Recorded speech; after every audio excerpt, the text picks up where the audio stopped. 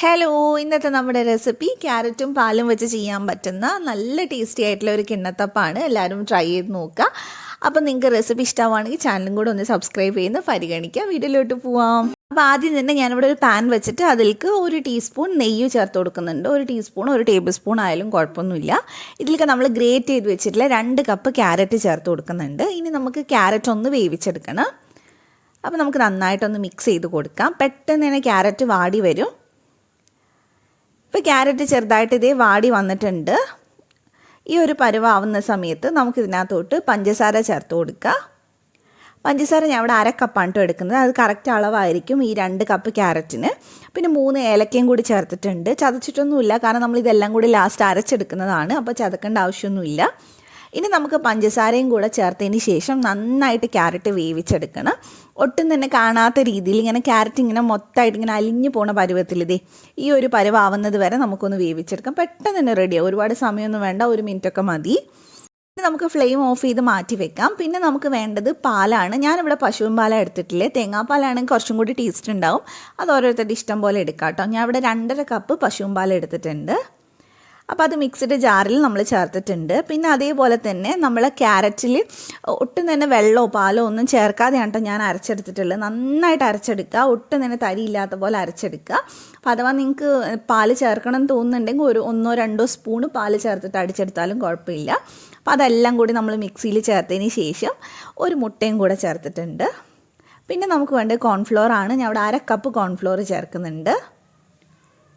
ഇനി നമുക്ക് വേണ്ടത് ഉപ്പാണ്. 1 നുള്ളു ഉപ്പും കൂടെ ചേർത്തിട്ടുണ്ട്. എന്നിട്ട് നന്നായിട്ട് നമുക്കിതൊന്ന് അടിച്ചെടുത്തിട്ട് വരാം.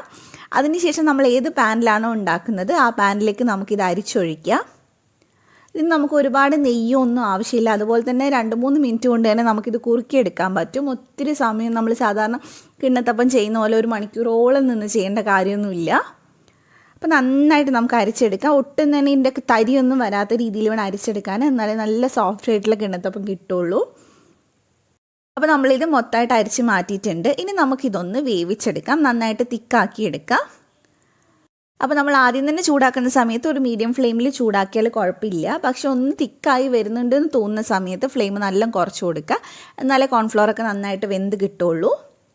ഇപ്പോൾ ചെറുതായിട്ടൊന്ന് തിക്കായിട്ടുണ്ട്. ഇത് കണ്ടോ, ചെറുതായിട്ട് ഇങ്ങനെ കട്ടയൊക്കെ കാണാം. അത് കുഴപ്പമൊന്നുമില്ല. നമ്മൾ മിക്സ് ചെയ്യുന്ന സമയത്ത് നന്നായിട്ട് ഉടഞ്ഞ് നന്നായിട്ട് ക്രീമി ആയിട്ട് വന്നോളൂ. അപ്പോൾ നല്ലപോലെ കൈ വിടാതെ തന്നെ മിക്സ് ചെയ്തുകൊണ്ടിരിക്കുക. വളരെ ഈസി ആയിട്ട് ചെയ്യാൻ പറ്റുന്നതാണ് കേട്ടോ. എന്തായാലും ട്രൈ ചെയ്ത് നോക്കുക. നല്ല രുചിയാണ് കഴിക്കാൻ. ഇപ്പോൾ അത്യാവശ്യം നന്നായിട്ട് കുറുകിയിട്ടുണ്ട്. ഇനി നമുക്ക് ഇതിനകത്തോട്ട് നെയ്യ് ചേർത്ത് കൊടുക്കാം. അപ്പോൾ ഞാനിവിടെ 1 ടീസ്പൂൺ നിറയെ നെയ്യ് ചേർക്കുന്നുണ്ട്. അപ്പോൾ ഈ ഒരു നെയ്യ് തന്നെ നമുക്ക് മതി. നെയ്യ് ഒരുപാട് വേണമെന്ന് നിർബന്ധമൊന്നുമില്ല. പിന്നെ നിങ്ങൾക്ക് നെയ്യിൻ്റെ ടേസ്റ്റ് നല്ല ഇഷ്ടമാണെങ്കിൽ 1-2 ടേബിൾ സ്പൂൺ ചേർത്ത് കൊടുത്താലും കുഴപ്പമൊന്നുമില്ല. അപ്പോൾ നെയ്യ് ചേർത്തതിന് ശേഷം നന്നായിട്ട് നമുക്ക് മിക്സ് ചെയ്ത് കൊടുക്കാം. അപ്പോൾ നല്ലപോലെ നിങ്ങൾക്ക് ആ പാനിൽ നിന്ന് ഇങ്ങനെ വിട്ട് വരുന്ന പോലെ കാണാൻ പറ്റും. അതുപോലെ തന്നെ നല്ല ക്രീമി ആയിട്ടാണ് കേട്ടോ ഉണ്ടാവുക. ഞാൻ 1 ടീസ്പൂൺ കൂടെ നെയ്യ് ചേർക്കുന്നുണ്ട്. നെയ്യിൻ്റെ ഫ്ലേവർ ഇഷ്ടമാണെങ്കിൽ മാത്രം ചേർത്താൽ മതി, നിർബന്ധമൊന്നുമില്ല. അപ്പോൾ നന്നായിട്ട് മിക്സ് ചെയ്ത് നമുക്ക് ഫ്ലെയിം അങ്ങോട്ട് ഓഫ് ചെയ്യാം. നമ്മുടെ ഏകദേശ പരിപാടിയൊക്കെ കഴിഞ്ഞിട്ടുണ്ട്. ഇനി നമുക്കിതൊന്ന് സെറ്റ് ചെയ്യാൻ വെക്കണം. അപ്പോൾ സെറ്റ് ചെയ്യുന്നതിന് മുമ്പായിട്ട് നമ്മൾ ഒരു പ്ലേറ്റിലേക്ക് കുറച്ച് നെയ്യ് സ്പ്രെഡ് ചെയ്തിട്ട് അതിനകത്തോട്ട് കുറച്ച് ഉണക്കമുന്തിരിയൊക്കെ വെച്ചിട്ടുണ്ട്. അതിനകത്തോട്ട് വേണം നമ്മളിത് ചൂടോടെ ഒഴിച്ചു കൊടുക്കാനായിട്ട്. ഇതിൻ്റെ ആ ഒരു കളറ് പോലെ തന്നെ കുട്ടീസിനൊക്കെ കൊടുത്തു കഴിഞ്ഞാൽ നല്ല ഇഷ്ടമാവും കേട്ടോ. നല്ല കാണാനും നല്ല ഭംഗിയായതുകൊണ്ട് തന്നെ.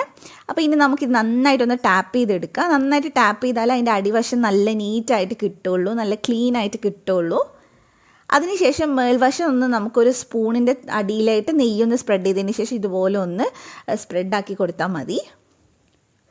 ഇനി നമുക്കിതൊരു 1/2 മണിക്കൂർ അല്ലെങ്കിൽ 1 മണിക്കൂറോളം നന്നായിട്ടൊന്ന് ചൂടാറാൻ മാറ്റി വെക്കാം. അതിനുശേഷം നമുക്കിത് ഈസി ആയിട്ട് തന്നെ ഫ്ലിപ്പ് ചെയ്തിട്ട് കട്ട് ചെയ്തെടുക്കാം കേട്ടോ. കണ്ട സൈഡൊക്കെ നന്നായിട്ട് വിട്ട് വന്നിട്ടുണ്ട്. നമുക്കിത് ശരിക്കും പറഞ്ഞാൽ ഒരു കിണ്ണത്തപ്പം എന്ന് പറയാം. അതുപോലെ തന്നെ തണുപ്പിച്ച് കഴിക്കുകയാണെങ്കിൽ ശരിക്കും ഒരു പുഡിങ് കഴിക്കണ പോലെ വേണമെങ്കിലും കഴിക്കാൻ പറ്റുന്നതാണ്. കുറച്ച് നെയ്യിൻ്റെ ടേസ്റ്റ് ഉണ്ടാവുമെന്ന് മാത്രമേ ഉള്ളൂ.